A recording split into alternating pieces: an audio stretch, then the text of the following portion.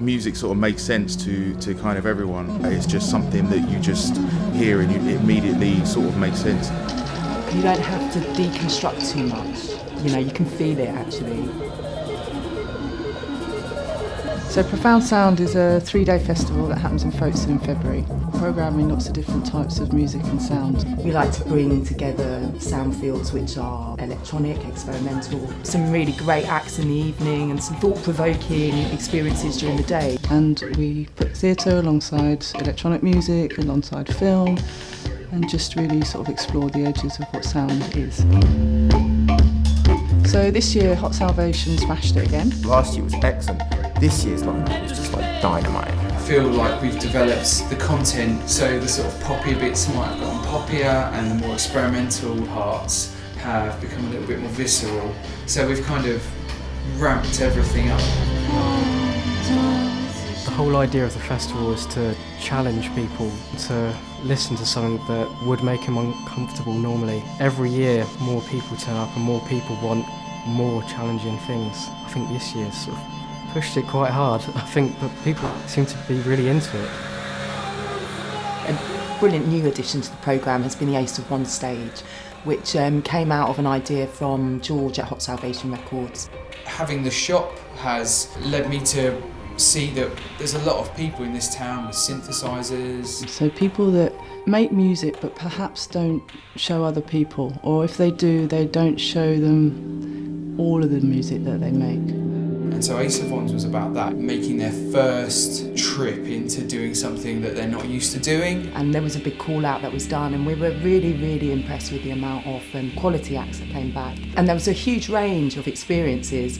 I was playing my kind of electronic set with analog synths, and the Lunar Tractors after me were drums, vocals, folk and clog dancing. And they said, thanks for inviting us. We've just been on after this kind of like minimalist noise, like electronic geezer, and now we're playing, and they absolutely blew me away. It just seems really friendly, like really warm, like committed, everyone's listening, it's very intimate.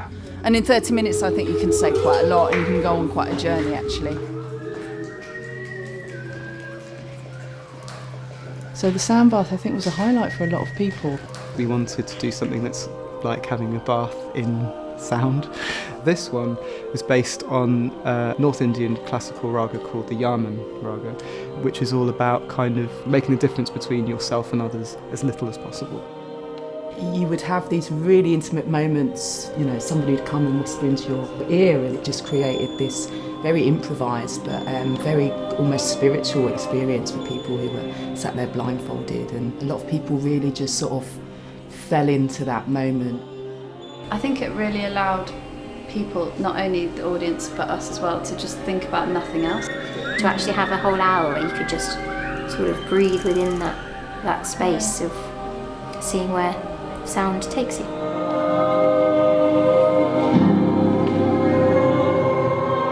To be able to put on a festival and sort of play with the idea of the fun of experience, it's linked to what makes us human. It is fun, it is interesting, you can interact with this stuff. It's not just super highbrow, out of your comfort zone, out of what you should expect to be liking.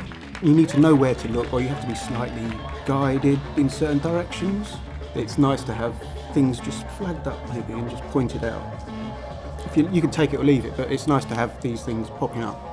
I think it's important for people in Folkestone to be able to have those types of opportunities. And in the festival context, you can get, over a short period of time, some really amazing influences. And there are some great practitioners in Folkestone. I mean, world-class practitioners. And when people say, I'd quite like to do this, through the programme and through funding, you make that possible. And then, you know, they come out having done it and, you know, they've achieved what they set out to achieve. That's really inspiring.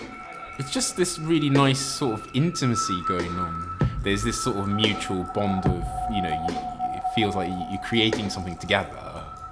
People step up and take responsibility and take ownership. I don't know if you can sense pride in the air, but certainly, you know, I'd say that was floating around a lot.